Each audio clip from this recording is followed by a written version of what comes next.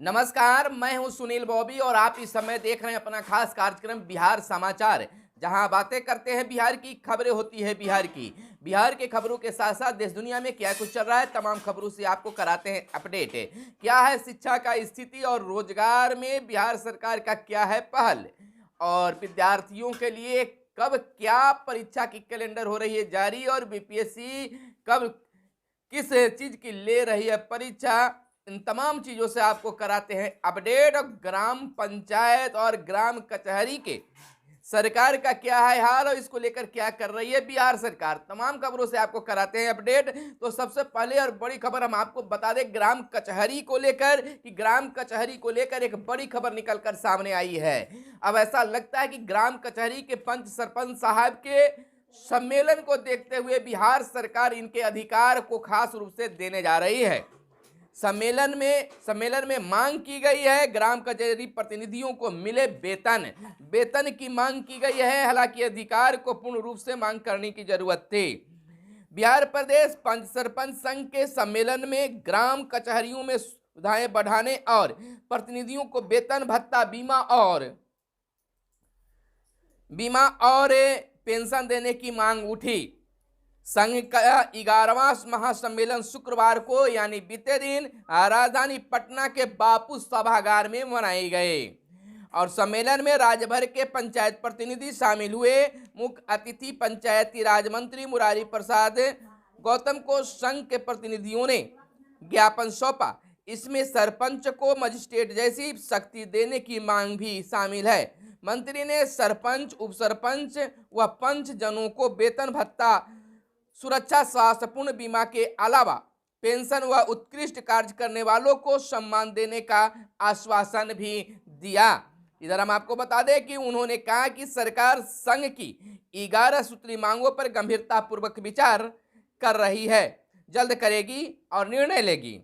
सभी ग्राम कचहरियों में चौकीदार, प्रहरी, आदेशपाल, भूमापक, अमीन व कंप्यूटर ऑपरेटर की नियुक्ति होना चाहिए। संघ के प्रदेश अध्यक्ष अमोद कुमार निराला ने कहा है कि वर्ष 2006 से ही ग्राम कचहरी की निर्वाचित जनप्रतिनिधि, उप सरपंच, पंच सरपंच, प्रहरी सहित नियोजित कर्मियों को उपेक्षित किया जा रहा है। तो यह भव्य सम्मेलन पंच सरपंच साहब के द्वारा किया गया, जिसमें मंत्री साहब के द्वारा खास आश्वासन भी दिए गए।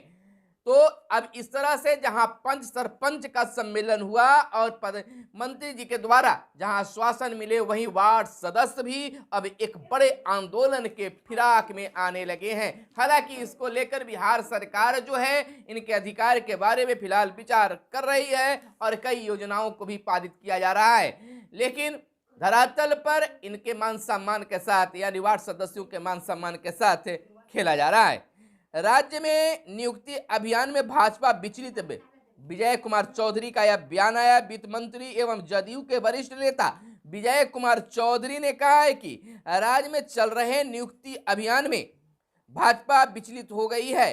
भाजपा प्रदेश अध्यक्ष एवं अन्य नेताओं द्वारा कहा जा रहा है कि जिन लोगों को नियुक्ति पत्र सरकार के द्वारा दिए जा रहे हैं, उन सभी पदों का सृजन भाजपा मंत्रियों के द्वारा उनके विभागों में किए गए थे। क्या सच्चाई है? यह किसी को कहने से छुपा हुआ नहीं है। किनके समय में हुआ है, कौन सृजित किए हैं, यह सब जनता जानती है और देख रही है। इधर बीपीएससी का परीक्षा का कैलेंडर जारी कर दिया गया है। 68वीं प्रारंभिक परीक्षा 12 फरवरी को संभावित है और 67वीं पीटी का रिजल्ट 14 नवंबर को व मुख्य परीक्षा 29 दिसंबर को होगा। उसी प्रकार से शिक्षकों के प्रधान शिक्षकों को लेकर परीक्षा की तिथि भी निर्धारित कर दी गई है। बताया जाता है कि 18 दिसंबर को प्रधान शिक्षक के परीक्षा ली जाएगी, प्रधान शिक्षक को लेकर परीक्षा ली जाएगी।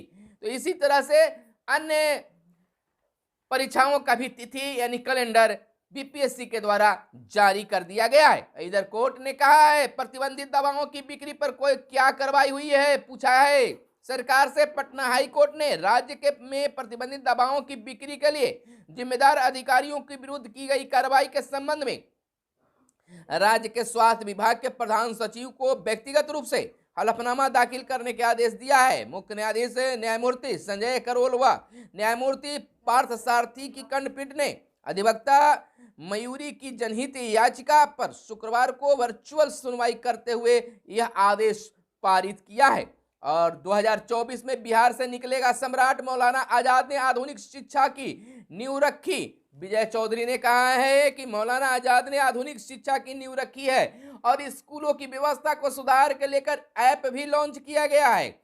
इधर सूबे में वज्रपात से लोगों को सतर्क करेगा हुटर। आपदा प्रबंधन की यह पहल शुरू हुई है। वजह बचाव की सलाह भी इसके माध्यम से दिया जाएगा। वहीं डीएलएड में नामांकन को आवेदन 12 तक होंगे और जूनियर इंजीनियरिंग की परीक्षा 14 से ऑनलाइन होगी। और बड़ी संख्या में बहाली से भाजपा बौखला गई है। राजद प्रवक्ता चितरंजन गगन का यह बयान आया है। वहीं मौलाना अब्दुल कलाम आजाद को याद किए गए। देश के प्रथम शिक्षा मंत्री को पूरे बिहार में याद किया गया। और प्रमाण पत्र में सुधार, किसी भी क्षेत्रीय कार्यालय से बिहार बोर्ड का यह फैसला आया है। यानी कि बिहार बोर्ड ने प्रमंडलवार क्षेत्रीय कार्यालय में आवेदन करने की बाध्यता को खत्म कर दिया है। अब मैट्रिक और इंटर के विद्यार्थी राज्य के 9 प्रमंडलों के किसी भी क्षेत्रीय कार्यालय में डॉक्यूमेंट्स में सुधार करने तथा डुप्लीकेट डॉक्यूमेंट्स के लिए आवेदन कर सकते हैं। तो विद्यार्थियों के लिए काफी सुलभ व्यवस्था कर दी गई है। और राज्यपाल व सीएम ने मौलाना आजाद को दी श्रद्धांजलि।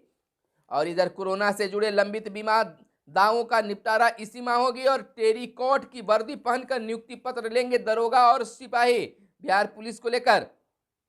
इधर 16 नवंबर को मुख्यमंत्री नीतीश कुमार सौंपेंगे नियुक्ति पत्र। और 10,459 नौ चयनित पुलिसकर्मियों को वर्दी में आने का आदेश मिला है। गांधी मैदान में मिलेगा इन लोगों को नियुक्ति पत्र, पहचान पत्र भी लाना होगा। नियुक्ति पत्र लेने के लिए जो सिपाही और दरोगा हैं पद के नियुक्ति पत्र लेंगे, वो अपना पहचान पत्र जरूर लेकर जाएंगे। और दिग्विजय व जयराम रमेश कल पटना में। और आईपीएस आदित्य के खिलाफ जल्द जारी हो सकता है इश्तेहार। और स्टार्टअप को आए 10,000 आवेदन पर चयन 100 का ही। उद्योग विभाग से यह खबर निकलकर सामने आई है। और एएन सिन्हा शोध संस्थान जल्द अपनी रिपोर्ट अति पिछड़ा आयोग को भेजेगा। 261 शहरों में ईबीसी का सर्वे पूरा हुआ। 4 मुख्य बिंदुओं का सर्वे हुआ है। बिहार में अति पिछड़ों की सामाजिक स्थिति क्या है और शैक्षणिक रूप से यह वर्ग कितना पिछड़ा हुआ है, आर्थिक रूप से कितना कमजोर है यह वर्ग, और राजनीतिक रूप से अति पिछड़ा वर्ग की क्या स्थिति है। इन 4 बिंदुओं पर सर्वे किया गया है। 52,000 अति पिछड़ा परिवारों का किया गया है सर्वे। और 1,050 वार्ड चिन्हित किए गए थे नगर निकायों में। और 3,500 कर्मचारियों ने 10 दिनों में पूरा किया यह सर्वे का काम। 1 वार्ड के 50 परिवार का हुआ है सर्वेक्षण।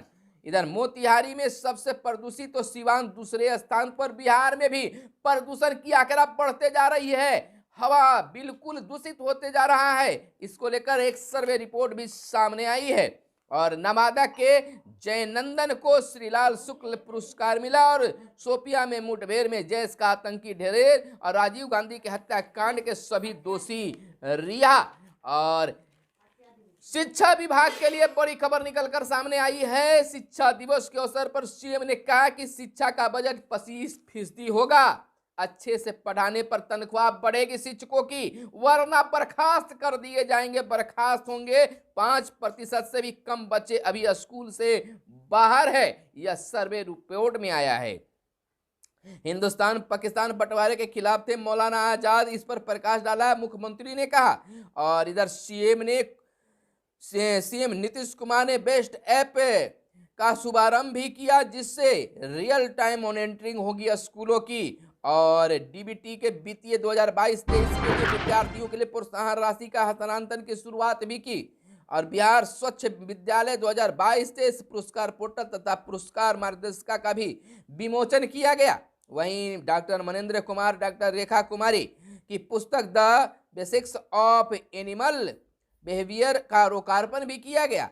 वहीं बैगलेस सुरक्षित शनिवार का शुभारंभ किया। 8वीं तक के बच्चे उस दिन बिना बैग के स्कूल जाएंगे और मास्टर साहेब गतिविधियों के माध्यम से उस शनिवार को पढ़ाएंगे। शिक्षा का सबसे ज्यादा खर्च किया जा रहा है, मुख्यमंत्री ने कहा।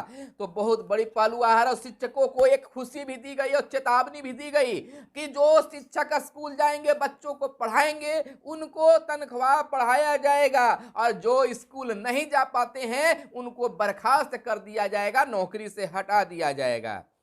सीएम नीतीश कुमार ने सीएम बनने को चुनौती वाली याचिका खारिज हुई और झारखंड में अब 77% आरक्षण, पिछड़ों का कोटा भी 27%।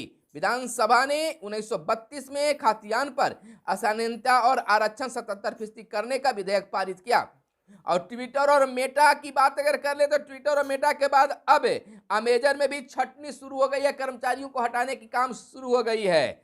और बरौनी रिफाइन से हवाई ईंधन की आपूर्ति शुरू हो गई है। तो यह थी आज की खास खबरें और खास पंचायती राज व्यवस्था और शिक्षकों से जुड़ी खबर जानने के लिए हमारे अगले वीडियो का इंतजार करें। फिर मिलते हैं, कैमरे के पीछे मिस्टर साहिल, और इंतजार कीजिए अगले वीडियो के लिए। धन्यवाद। जय हिंद, जय भारत, वंदे मातरम।